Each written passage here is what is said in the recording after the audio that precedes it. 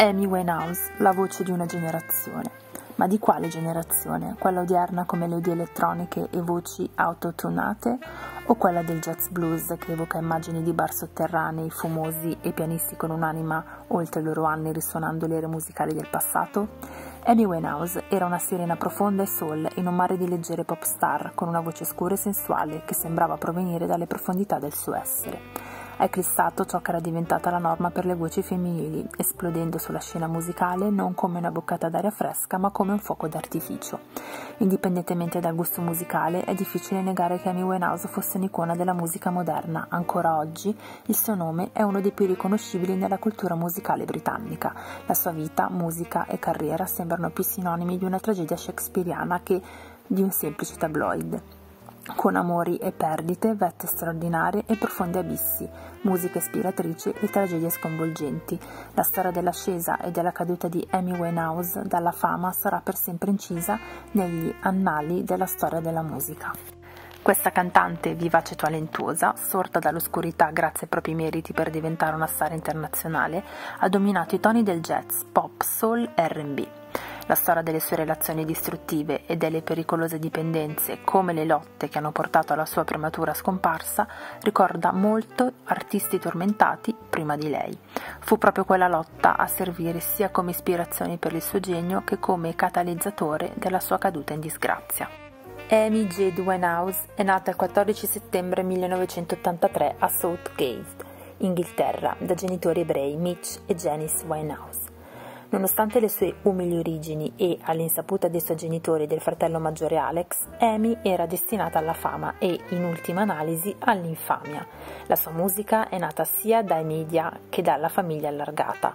Suo padre Mitch, tassista, le cantava canzoni di Frank Sinatra, mentre sua madre era una farmacista, ma fu anche influenzata dai membri della sua famiglia allargata. Fin da giovane era circondata dagli zii materni, musicisti jazz professionisti, mentre la nonna paterna era una cantante che frequentava famosi sassofonisti jazz.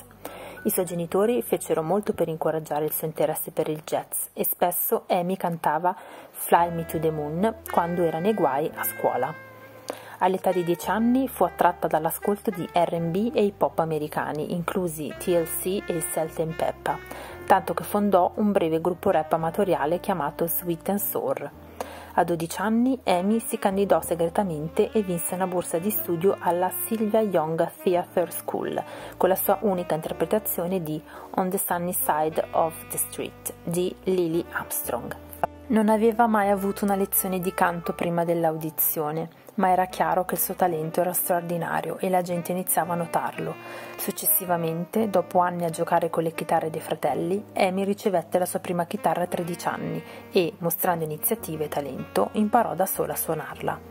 Mentre progrediva, iniziò anche a scrivere canzoni, dimostrandosi naturalmente ispirata.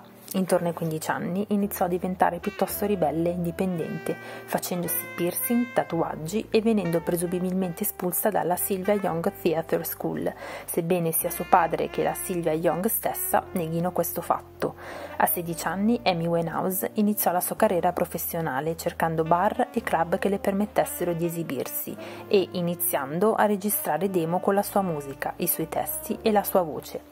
A questa tenera età il suo migliore amico, il cantante pop Taylor James, passò una sua demo alla sua etichetta discografica e fu più evidente che mai che Amy non era solo un'altra ragazza con l'amore per il jazz, era destinata a grandi cose. Dopo la demo, Amy fu ingaggiata nel 2002 dalla 19 Management di Simon Fuller, creatore del format Idol, nonché primo manager delle Spice Girl, ricevendo solamente €250 a settimana. Ma per Amy questa era un'autentica riconoscenza del suo talento e delle sue abilità. Nell'ottobre del 2003, a soli 19 anni, Amy pubblicò il suo primo album di grande successo, Frank, con Island Records, intitolato così in onore del suo idolo Frank Sinatra. Ogni canzone fu scritta da lei, vendendo oltre 1 milione di copie solo in Inghilterra, raggiungendo lo status di disco di platino prima e successivamente dichiarato triplo platino.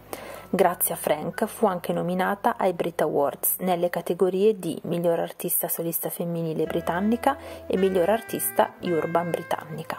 La sua musica stava evolvendo e così il suo focus sulla musica e l'immagine.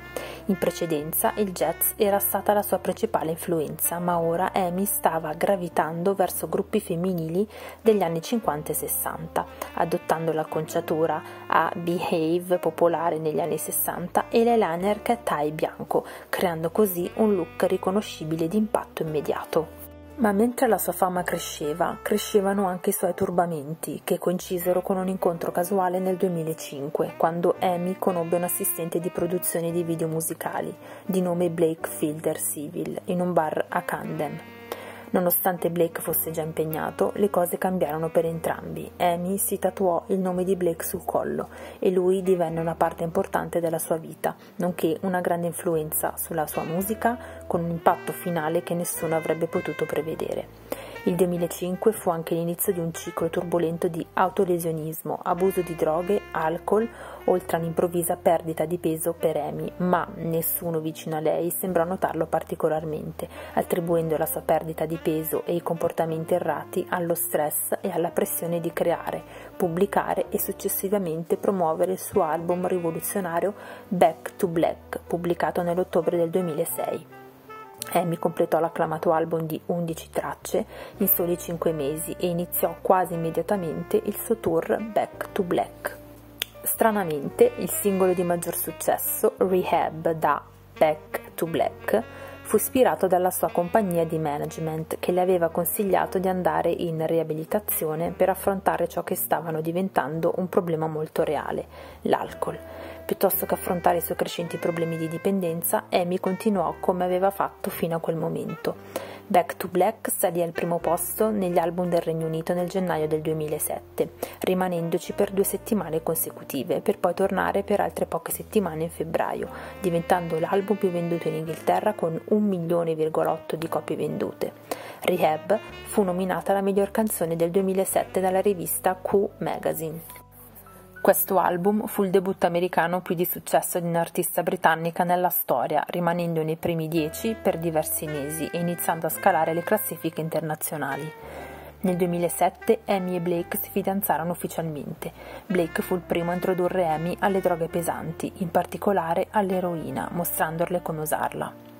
La sua dipendenza crebbe, anche se Blake affermò che, mentre usavano droghe insieme, la dipendenza di Amy peggiorava quando erano separati. La loro relazione fu un vortice vizioso di droghe, alcol e abusi fisici, ma divenne chiaro a tutti che c'era di più sotto la superficie e che l'attenzione mediatica in cui era stata catapultata stava avendo un impatto pesante. La sua famiglia credeva fortemente che la perdita della nonna Cinzia fosse stato un catalizzatore nello scatenare il lato più scuro di Amy. Comparve infatti un tatuaggio con il nome della nonna sul suo braccio, come un costante ricordo della perdita. Dopo aver lottato internamente con il successo raggiunto all'apice della sua fama e la successiva infamia, nel luglio 2011 Amy fu trovata priva di sensi nella sua casa di Londra dopo una lunga battaglia con l'alcol e droga. Gli agenti di polizia trovarono il corpo della 27enne e la dichiararono morta sul posto. La sua morte significò che Amy entrava a far parte del famigerato Club dei 27, un gruppo costituito principalmente da musicisti, artisti o attori deceduti all'età di 27 anni. Autopsie successive rivelarono che la causa ufficiale della morte fu un'overdose accidentale di alcol. Dopo la sua morte, la Amy Winehouse Foundation fu istituita dalla sua famiglia e lanciata il 14 settembre 2011, il giorno che sarebbe dovuto essere quello del suo 28° compleanno. L'obiettivo della fondazione è prevenire gli effetti dell'abuso di droghe e alcol sui giovani di oggi e anche sostenere, informare e ispirare giovani vulnerabili e svantaggiati per aiutarli a raggiungere il loro pieno potenziale. Vista come una delle stelle più talentose del nuovo millennio, non ha mai potuto raggiungere il suo pieno potenziale. La storia di Amy Winehouse è una sinfonia di talento straordinario, passione bruciante e tragica vulnerabilità. Il suo viaggio, segnato da vette esaltanti e abissi profondi, risuona come un potente monito della fragilità umana, anche tra le luci accecanti della fama. Amy, con la sua voce intensa e la sua musica penetrante, ha lasciato un'impronta indelebile sulla tela della cultura musicale, dimostrando che l'arte, nella sua forma più pura, può toccare l'anima e trasformare il dolore in bellezza. La sua vita, intrisa di sfide e trionfi, rimane un ricordo commovente della lotta eterna tra creatività e tormento, tra l'innata ricerca dell'arte e i demoni che troppo spesso accompagnano il genio. Se siete stati toccati dalla storia di Amy Winehouse, se la sua musica ha lasciato un'impronta nel vostro cuore, vi invito a iscrivervi al canale e a condividere i vostri pensieri nei commenti qui sotto. Raccontateci come la musica di Amy vi ha influenzato, quali canzoni risuonano di più con voi o semplicemente esprimete i vostri sentimenti riguardo a questa icona indimenticabile. La vostra interazione non solo celebra la memoria di Amy, ma aiuta anche a diffondere la consapevolezza e il sostegno per coloro che lottano con problemi simili. Iscrivetevi, commentate e unitevi a noi nel ricordare una leggenda che ha cantato non solo per una generazione, ma per l'eternità.